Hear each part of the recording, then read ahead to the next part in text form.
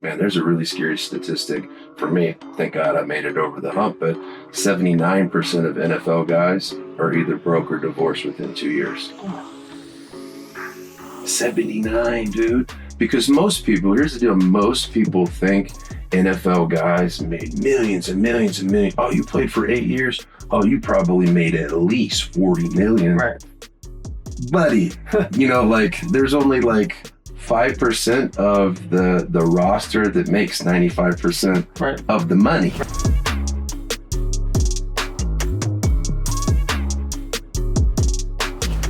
Ladies and gentlemen, welcome to the Money Mondays. We have the most special edition ever. Oh, we are 1,000 pounds of meat out here. Hey, after you listen to this podcast, you're going to go straight to the gym. You're going to be eating lean chicken for the rest of your life after hearing what we have for you today. We have a Super Bowl champion here. We have a fitness trainer, a personal influencer with millions and millions of followers. We have the most famous animal influencer on the planet with over 200 million views a month. And I get to ask a bunch of questions. Please welcome Mr. Steve Weatherford, Brad Castleberry, and the real Tarzan. Let's go. Let's go. I'm gonna button this back up. All right, guys. So what we're going to do here on the Money Mondays, we talk about 3 topics and 3 topics only. How do people make money? How do they invest money? How do they give it away to charity? So first off, we're going to do 2-minute bios with each of you guys, and then we're going to get straight to the money. Steve Weatherford, start us off. 2-minute bio. Well, I've just turned 40 years old. Dan and I have been friends for about 5 years now. I've been married for 16 years. I've got 6 kids. Played in the NFL for 10 years. This is the first time that I've ever done a 4-man podcast or done it from inside of an RV or met Mike. Brad and I have lifted weights alongside of each other for a while. And things that I'm passionate about is my family. I love fitness. Man, I just love getting excellent at things. For a while it was the NFL, and then I got really into entrepreneurship, and then I felt like God really got a hold of me 4 years ago, and now I've just been on this spiritual vision quest with Him and building deep and meaningful relationships with you, because I have made enough money to realize that a whole lot more of it's not going to shift or change my circumstance or my purpose. But here's the deal. You freaking need money to make things happen and to make people's dreams come true. So to end my bio, I would just love to honor you, man. You have been such a great friend, not just to me, but this RV that we're in, on this farm that we're on. I watched you for 5 years, and I know you've been doing it for a lot longer than that, but I've been watching you make people's dreams come true. Not just on podcasts like this, but making people's dreams come true. Because I've seen Dan Fleshman fly to 3 different cities in one day just to show up for his friends and never get paid $1. He's blessing you. And I know you know this, Mike, but he's blessing you in a major way and making your dreams come true. And that's just the type of guy that he is. But that's what this farm really represents is I don't believe that Dan is going to have to go out and make people's dreams come true anymore. It's cool that this RV will do that because that's your heart for people. You want to make it easy, but this farm is going to be a place where people can come to sit with the wise man, and he'll help their dreams come true without a ton of grind. But it would just be that wisdom and that experience and the price that he's paid. So I know that was more than 2 minutes, but I just you're a great friend. Thank you, Steve. Amen.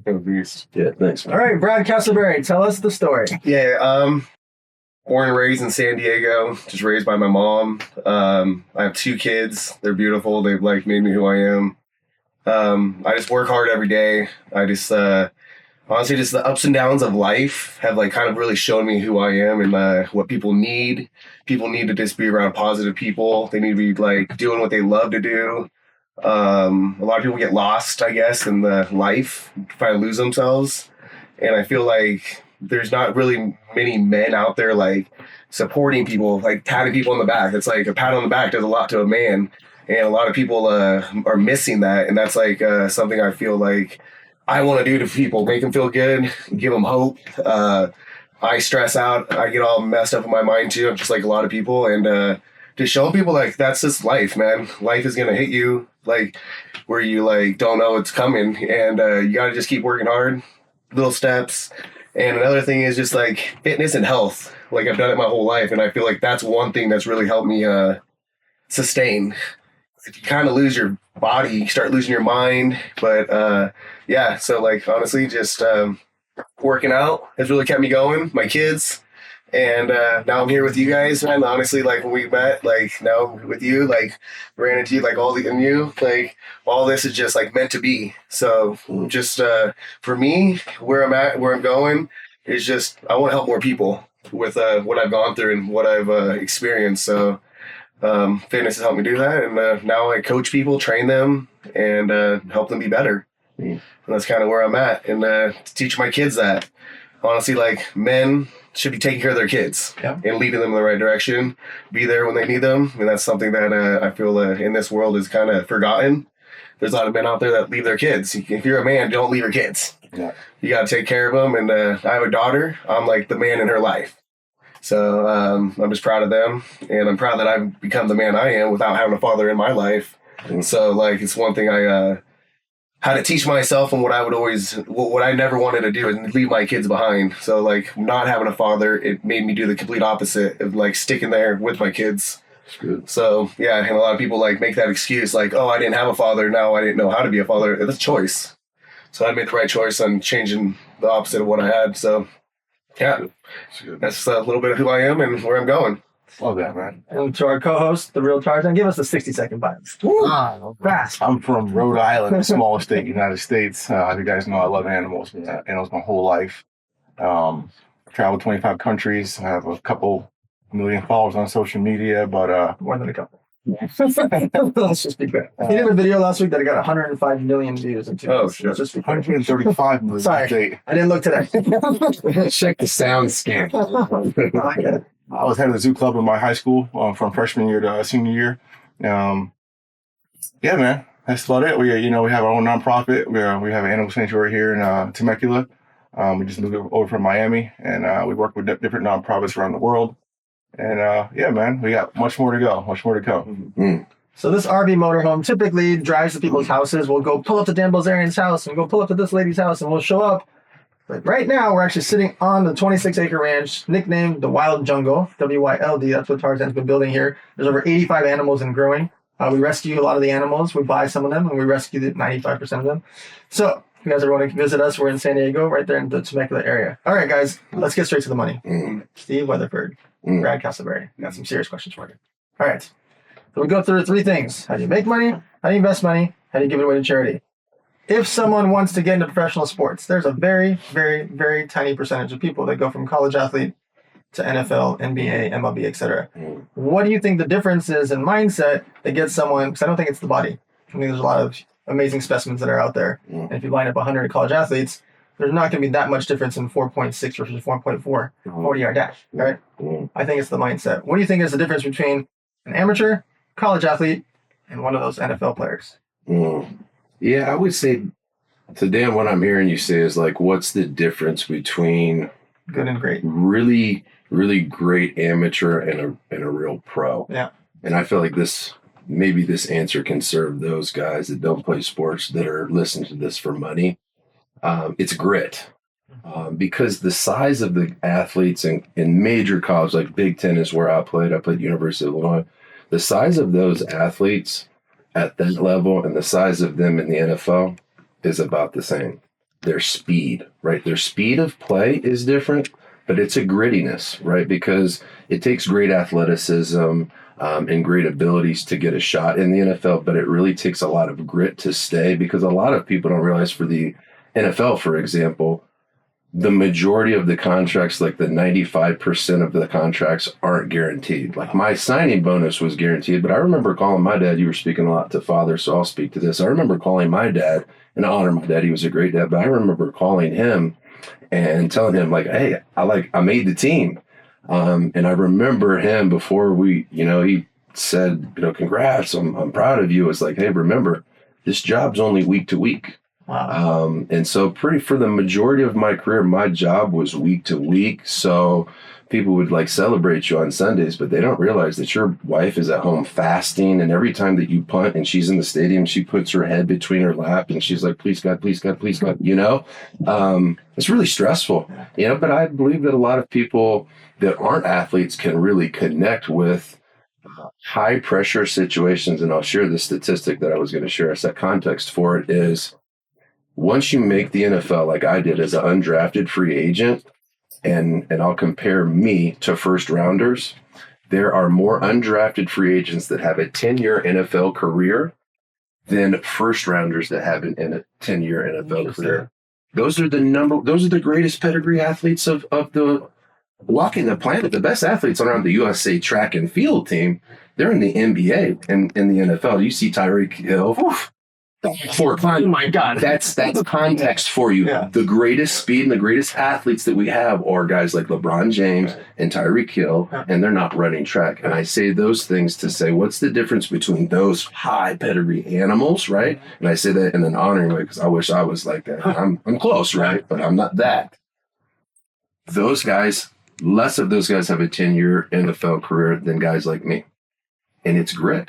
Like, he doesn't get to where he's at, Dan, and you don't get to where you're at because you're really smart. And you are so smart, and you're so good with people. You got grit, man. You've had so many people betray you and backstab you and steal from you. Like, hey, I've seen some of it, but I just would assume because you're so generous and you open your world to people. So I say those things to say, if you didn't have grit, cuz, I wouldn't be sitting here right now. But if I didn't have grit, I wouldn't be sitting here right now. If you didn't have grit, you wouldn't be sitting there. When you put that first video up, people making fun of you. Right. Mike, what's this black dude doing talking about animals, jocking Steve Irwin, right? I'm sure you saw all that stuff. But you had grit, Mike. That's why you're sitting at the table with kings. That's why I afforded myself an opportunity to sit here with kings. Number one ingredient, man, grit. So I don't know if that answered your question. It's going to be a great highlight reel. That's good. I love it. I want to rewatch it myself. Brad Castleberry, there are a lot of personal trainers, fitness influencers, people in the supplement space. How does someone stand out to get millions of followers like you? How does it work? Like you said, grit. It's like I say, be a man. Like, stay in your lane. It's very similar. It's just like a mindset. Man, you're always going to come across, like, a lot of people are always, the number one thing I feel like people are stopping themselves is, like, they care about the opinion of others, honestly. So if you want to really stand out, you got to stop caring what people think. And, like, to be original, you got to be yourself. So, like, in Instagram or social media, you want to be yourself. Everyone is original, but they start following other people and then they forget who they are. So if you want to, like, to be somebody, like, be yourself. Like, and for me, like, fitness, it's like really personal to me, like fitness. I've been doing this like since I was so young. It's like in my blood, it's in my mind. I'm like, and I see everyone like how they are. And that's like why I'm doing what I do. It's like a meant to be thing because it's about posture, how you stand. It's how you move, the mechanics of your body. All those little things is what creates who you are. So like for me, like I feel like most people in the fitness world don't even talk about that stuff. It's like skinny or fat. Right. When it's like skinny or fat, you don't even stand right. You don't walk right. You don't have good posture. So it's like the basics to me is like the ABCs, like how you stand, how you walk, like how you position yourself.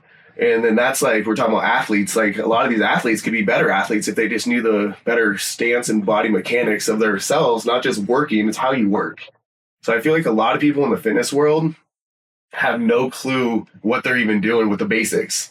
They think it's just bench pressing and pull downs. No, it's how you do the bench press, how you set your body up, how you do the pull down. So I just feel if you're trying to like really build I'm all about sculpting a body. And like in the end of the day, you want to look good when you're naked. You want to look good like when you look in the mirror at yourself. So it's like if you can't hold yourself right, you're not going to get the right look. So if like you're like, I want to look like that guy over there, but if you're standing all awkward, but you're doing the same workouts, you're not going to ever get to look like that. So I just feel like in the fitness world, the number one thing I feel is wrong is the basic information of understanding the fundamentals of how to build a body and how to position it. And I feel like almost it's like no one even talks about it. Like they're like, oh, you gotta. So for me, I've gone through so many different styles of like training, chiropractics and like massage therapists and all these different things. So I've been able to like kind of formulate that into my own little program of like what I think is correct. And everyone says like I'm just like this. No, you're like that with your habits and your day, like what you've come from or how you were raised. So like what I do is just like I want people to understand they need to like step a little further back than just saying like fat or skinny, but like standing right is the most important. Your posture, like it's like that's just something that I just feel is like a lost thing in the fitness world, and I just want people to know that that's the most important thing. It's the ABCs to me. Before you go want to get skinny or fat, you can have the best looking body and not even be really skinny. It's the shape. So I feel fitness is that to me. Like, so that's like really personal to me. It's like, that's what I want to share with the world is the ABCs, I call them, how you stand, posture, and then you go build a body. But I feel like, that's just kind of where I see where people in the fitness world, and like, if you want to create like yourself, like you got to start with that. So Steve, the Money Mondays, the concept of it was almost all of us grew up thinking that it's rude to talk about money. Our parents thought it was rude. We're going to talk about that. You can't talk about salary. Can't say that. You can't talk about like what you make or what you spend on rent or how much you pay for your car. You couldn't talk about it. It was literally rude. And the concept and the goal of the Money Mondays is to make it rude to not talk about money. So I think a lot of the reasons there's credit deficits and the reason that people go bankrupt, the reason that 85% of NFL and NBA players go bankrupt within 5 years of leaving the league, like statistics like that are insane. And it hurts actually. Like I watched household name athletes have to borrow $20,000 when they had you've watched your friends do that, Dan. $40 million contracts. If you're covering for people, you've watched your friends do that over and over and over. And I think it stems from we never had talks about money. Right. We didn't talk about how to save up money, how to invest. We didn't do those things. Why do you think so many professional athletes, musicians, etc., make a ton of money, but it bleeds away? It's maturity, I think, sure, you get more mature when you talk about things, right? But I think it's just overall maturity. Like for me, I was very thankful that when I got into the league, I was like making the least amount that I was going to make when I was in the NFL. But when I came in the league was when you were friends with Ricky Williams, right? That was like your homeboy. Remember when he got into the league and he had that contract with Master P? $8 million. And I know you wish you could go back knowing what you know now, and you would make his life different, right? What is that? It's experience. And with experience, you get what? You get maturity. So now that you know what you know, that's what this show is for.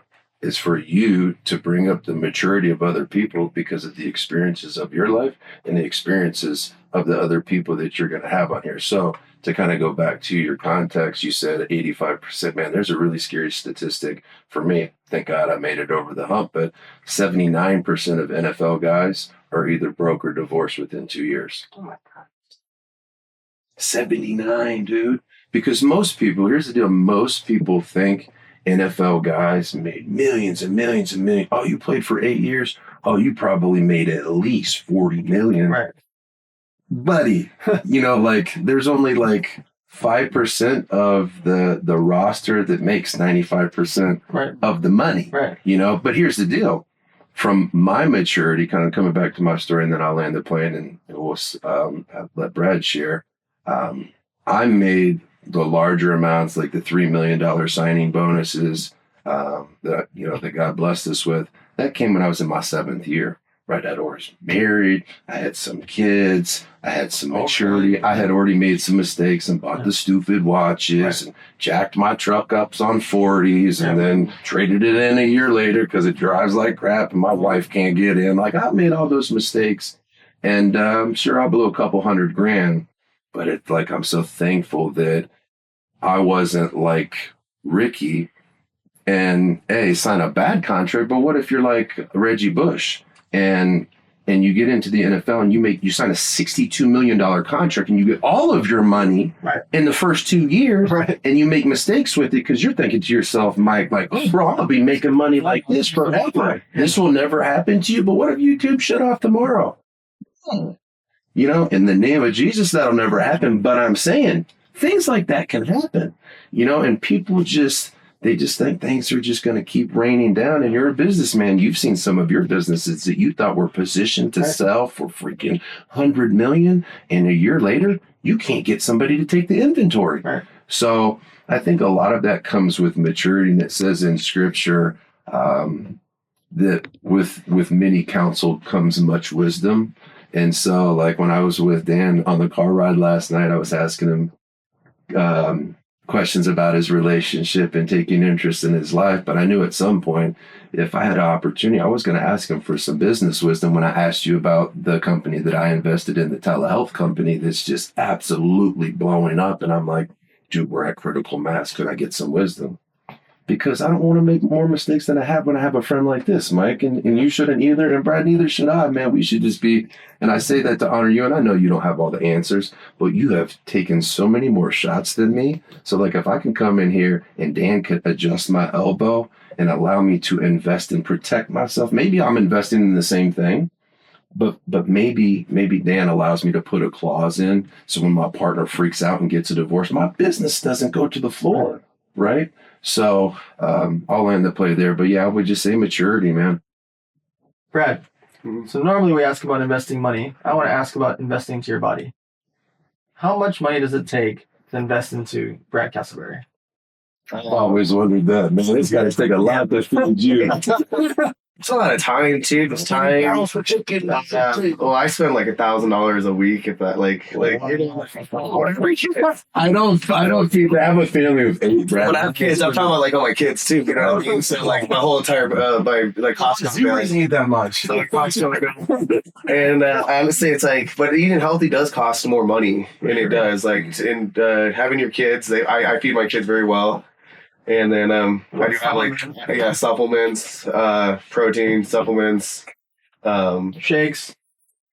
I honestly I do a lot of solid meals, but yeah, like investing in your body is like everything. It's just as much as important as finding. Like if you have a whole bank account full of money and you don't have a body that is to match, like I don't agree with that.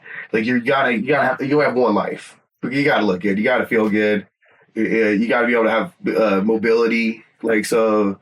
You got to invest just as much into yourself, your body, your mind, like as you do financially. So it's like I think it's just the balance of both. If I had to choose what I would choose, money or my body, I'd probably choose my body because it's the most important thing. Yeah, like because I feel like. I want to help people with that, so as I can help people with my knowledge and teaching them through myself. When I'm walking around, I just inspire people, and they see me, and I think they just want to be better by the presence of me. Where I think sometimes like that's more powerful than seeing a Lamborghini drive by. Yeah.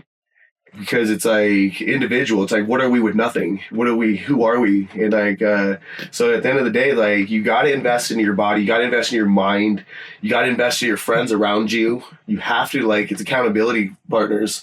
So for me, I always just want people to look around. Who do you have around you? Get rid of the dead weight and have people because you want to be, like I said, patted on the back. So if you're hanging out with people that don't pat you on the back, like that's not that's an investment that you're. Like you have the wrong investment partners around you because we all need that support. It's like you just keep complimenting all of us. You know what I mean? That makes us all feel good. So then we're gonna go. Make you feel good? Yeah, good. And I'm glad you're that's what I'm saying. So then we're gonna continue to strive to be able to do more. But you got to have money to like. Everyone has a different gift. They do. So we all have different gifts. So I just think you got to invest in your, it costs a lot for this, but it's a lifetime of information that's created this. And now I want to give it back to everyone else because it's like, I've been able to, I was working out since I was 6 years old, 7 years old. We can tell, bro. So it would be We're not gonna put you on a podcast. it would be wrong for me to not want to help people with any information, like where people, like you're saying, like they're afraid to talk about money when it's like that's wrong. Right. People, if you have that knowledge and that information, why not share it? Because why should somebody make a mistake that you made? You should teach them how not to make that mistake. So I think that's a really important thing that we're all talking about is just like share the knowledge, share the wealth, and we all have different wealth to share. So absolutely. So Tarzan, we've invested millions of dollars since moving here this summer into the wild jungle. Can you explain what is the wild jungle, and why have you dedicated your life to animals? Well, animals saved my life. When I was a kid, I had a great childhood growing up. And I lost my pops when I was 14, and I didn't really have anything going mentally for myself, emotionally, and I was going down a dark path, and I didn't it was like a piece of me died too. It was like almost my whole self died, and I didn't have any I really didn't want to live no more, you know? Mm. And only thing I can look forward to was the small interactions I had with animals. And I was like, man, I could live for that, you know? And then those animals brought back the feeling of being a human again, even though I'm hanging out with animals. And then it brought back me to my family and mentally and with my brothers and stuff like that. So that's when I became, you know, like, I wouldn't say a servant, but I basically live for animals, you know, and I do serve them. Even though I do serve, you can't have two masters. I serve God, you know, but I do serve animals in the sense of thankfulness, you know. And there's no people ask me all the time, how much does it cost to feed this, or how much does that Zor's cost? And I say, bro, it's priceless. You know, there's you know, we talk about investing in ourselves, investing our money, you know, but I like to invest in something that can't do anything for me, which is an animal. You know, and in a sense, they do everything for me, you know. So It's cool. it's having partners like Dan and friends around the world that support what we do, and people that come visit us or book events, and they see how happy our animals are. It brings such a joy to us, you know. And the Wild Jungle's just getting started, man. You know, we got big plans. You know, we have 30 acres already now, 85 plus animals. We're growing every week. We're rescuing animals. We're feeding them the top quality food. You know, and it's a beautiful thing, man. I can't picture anything else happening.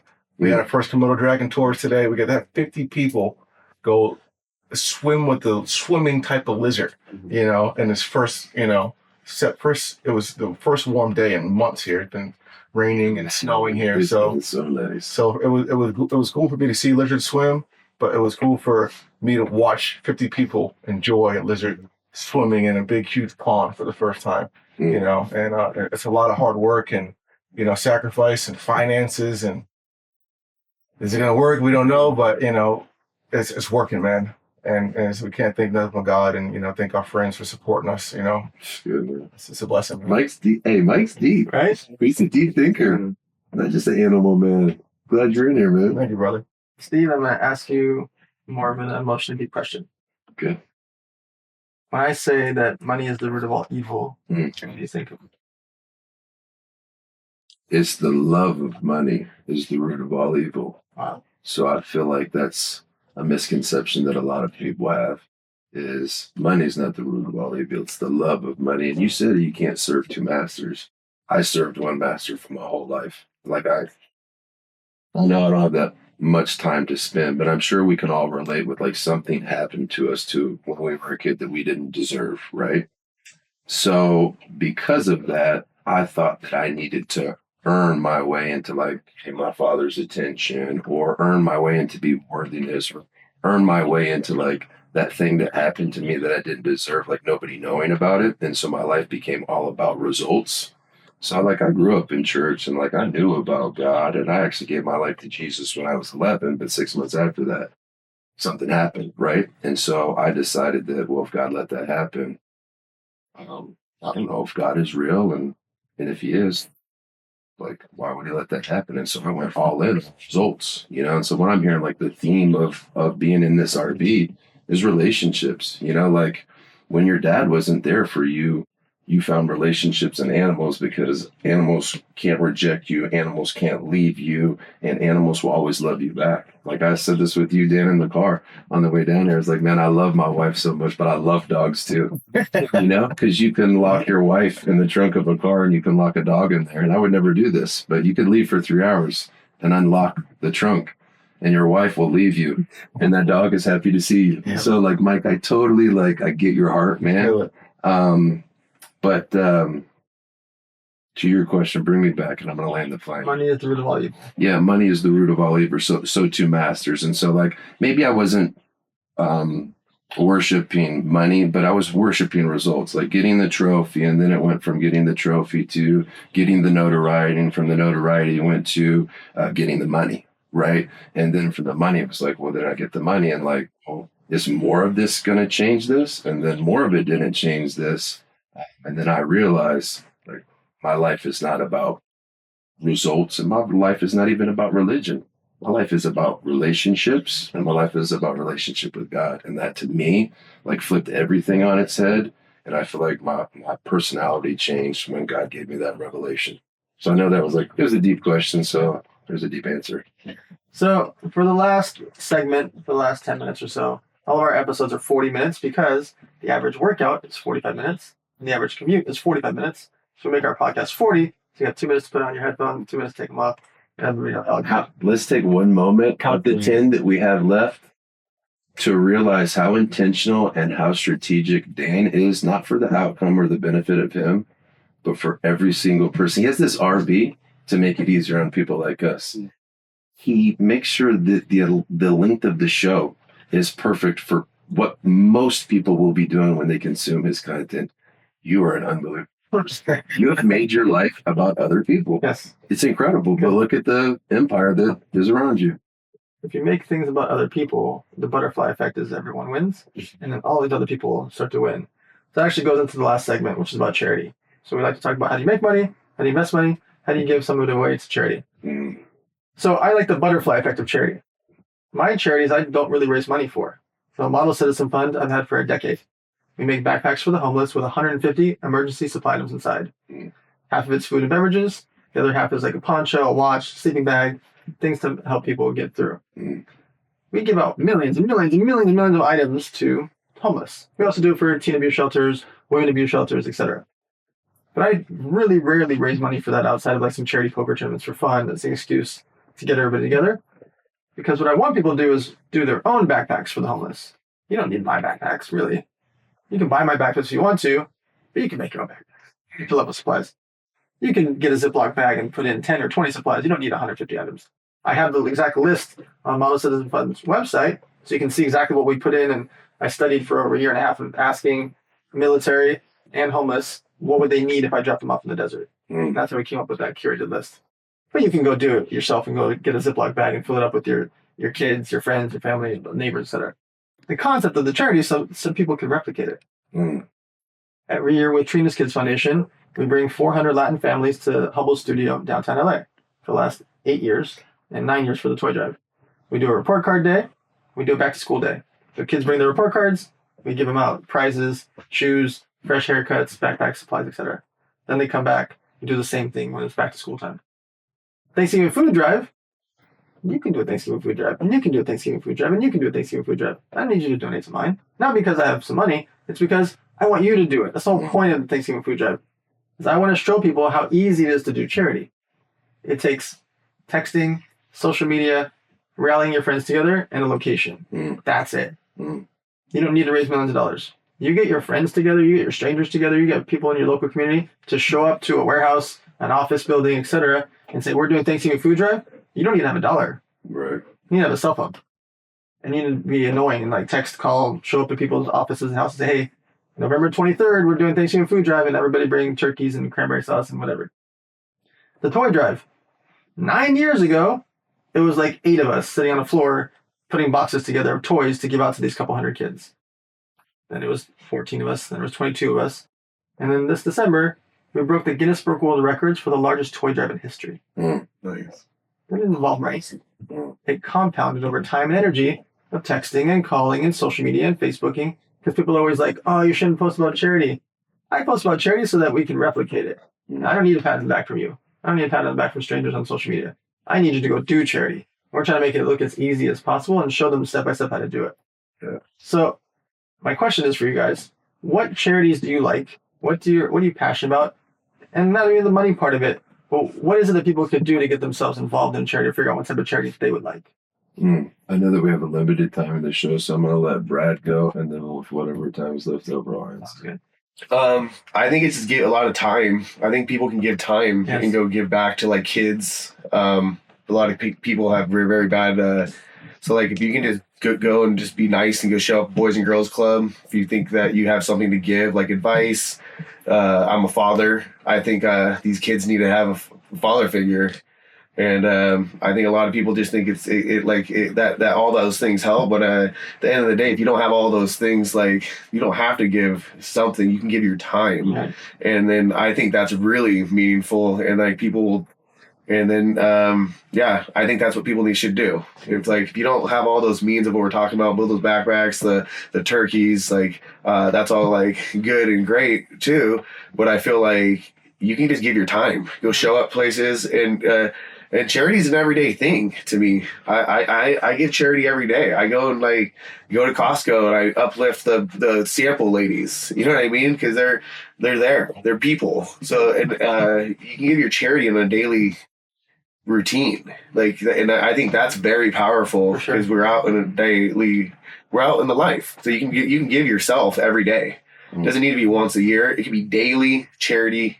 I love doing that. I love just smiling at people, opening the doors for people. And today's day, it shocks people when you're nice to them. Yep. But it makes the biggest difference in their life. They could be wanting to kill themselves, and you go and ask them how they're doing or give them a compliment. Honestly, that's probably going to change their mindset. You can and that's charity. That's just giving back. So just give your time and just smile at people, and we can all do that all day, every day. Like I said, a pat on the back, that's what we need. And that takes you even further because then you can go and do more. And then they'll oh man, that guy changed my life. Why do you even say hi to me? You know what I mean? Yeah. Because you're somebody. Because we're all somebody. Tarzan, how do you choose what animal organizations you get involved in? Because more than the money part, you're bringing them hundreds of months of eyeballs. How do you choose what organizations you're willing to supply with? We'll talk about dogs today. And a couple episodes we talked about You're a different dog. things, You should talk about dogs. dog. I love dogs, man. I grew up with dogs. Dogs was the first animal that I had an interaction with coming home from the hospital. I grew very, very close. You guys see my dog Shuggy that walks around, and big, huge pit bull, he's the sweetest thing you can ever meet. And every year I try to do at least 5 to 10 dogs. I have different vets I go to, different friends, and I pay just random dogs vet bills. I'll go to the shelter and say, I got an extra couple $1,000. Whatever dog needs a home, whatever dog needs a surgery, whatever dog needs this, that, take care of them. That's good. I go travel. People don't know this, but I bring dewormer with me, and I deworm stray dogs. I get some food. Some of the dogs out there don't have medication, so just little things like that. And just giving out advice, helping people with their dogs. I've done community service work with Humane Society, going there, cleaning poop, walking dogs, just trying to help out, And I post about it, but there's 95% of the time I don't post about it because it's just something I love to do, And it's been inherited in my family to be around dogs. So it's just something I give back to my grandparents and my dad and my mom and them that showed me I love animals. What are you doing? I'm at the dog show that I call you back. That's my boy. And that's, it's that pat in the back right there, making my family proud. It makes me happy, because as a human. Steve, last question. We're in a time of chaos in 2023. The media, the news, TV's telling us we're in a recession. Banks are closing down. The stock market's going crazy. Crypto's up and down. People feel like it's chaos if you turn on the news. If you don't turn on the news, it's nice outside. People are nice. We have a real nice life. And I look at a lot of times the few bad things that happen in the world, and then you do the math, there's 8 billion humans. It's terrible that there's a school shooting. Man, there's 8 billion humans. So one bad kid out of 7.9999 billion people that are good today. Yeah. Throughout the times of chaos, how can people stay calm and focused? I would give this question to Mike, but Mike already knows. It's like when that tragedy happened for Mike, he wanted a relationship. He wanted a connection. He wanted to be protected. And I feel like that's, if you look at it, and I just read a statistic a week ago, Dan, that out of every 4 suicides, 3 of them are male. Why? Because it's almost tough to struggle alone. So Mike didn't have somebody like a replacement dad to pull him in and say, hey, tell me these thoughts that you're thinking right now and tell me your insecurities. And the same for you, Brad. I'm hearing you say that you didn't have a dad. I had a dad and I still struggled, right? So everybody that's listening to this, whether you had the best dad ever, he was still inadequate in some way. And so when things are chaotic, I think it's really important to be around people who value what you value and people who have the fruit that you want in their life, right? You kind of mentioned about relationships and the people around and how it's important to get a pat on the back and encouragement. That's really kind of essentially the same wisdom that he shared is the same wisdom that I'm sharing in chaos. If my business, my supplement company, if it starts to hit a nosedive because of supply chain or something, you know who I'm calling? I'm calling you.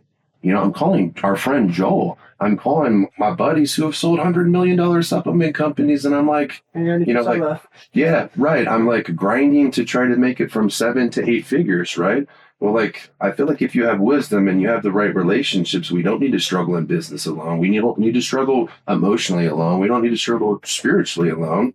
And this is the last thing I'll share. And I feel like this is wisdom for business, for relationship, for marriage is if you don't know the next what in life, maybe you need to stop pursuing the what and pursue the who. Because my mentor, Keith Craft, says alignments determine your assignments. And really another way of saying that is the who you do life with ultimately will determine the what. So when you entered Dan's life and he invited you into his world, he's absolutely going to change what your life is and what you do with your life because of the who that you're with. So the encouragement would be if you feel like your marriage or your finances or like your mental is in chaos, you need to get around a different who. And most of the people, maybe that's just one person. Last question for Brad Castleberry. Someone's listening to the Money Mondays. They wake up and it's Tuesday morning, it's 7 a.m., and they just don't feel like it. What do? Honestly, He clears his throat. you really do. You gotta maybe yell out loud and say you gotta pump yourself up because like it's like you are the only person that's gonna really get yourself up. So a lot of times for me, I like scream out loud. I flex myself and I'm like, let's go. You gotta be your own person that's gonna pat yourself on the back at the end of the day. We're men. Be a man. Like toughen up. Like too many weak people out there, too many people making excuses. You need to go get it. You gotta like nothing's gonna be handed to you. Like people want things to be handed to them today's day. Like nothing's gonna get handed to you. You gotta go out there and get it. You gotta ask for it. You gotta you gotta teach yourself things. You gotta learn things. You gotta evolve. You gotta try things. You gotta fail. Like we're talking about just like all those learning things and we want to share it, but it's like people got to do that themselves, not just the people that are, like, you can't just learn a failure through somebody else's failure almost. You got to like, if you never experienced failing, like I feel bad for you. Like you're not even trying. So you got to try things, like step it up. So like if you're going to wake up, like don't be afraid to fail. That's all it is. Like people worry too much about like that. And it's just like, wake up, be a man, be a person. Like that's like, you gotta like, that's what makes us humans is that we just gotta wake up. Sun goes up, you gotta get up. And so man up, stop being weak. Sun's up, get up. Yeah, Let's go. Ladies and gentlemen, you just listened to 1,000 pounds of wisdom. Game day. So we have Steve Weatherford, Brad Castleberry, the real Tarzan. We only have one favor request. Since all of us grew up thinking it's rude to talk about money, we need your help to make people realize it's rude to not talk about money. Share the podcast, like and subscribe, let your friends know about it. It's free. We just want people to listen on any platform, YouTube, Spotify, Apple, iTunes, wherever the heck you are. Share it for us, please. We want more people to talk about money so we can make this a better country and a better world. Thank you. We'll see you soon. Let's go.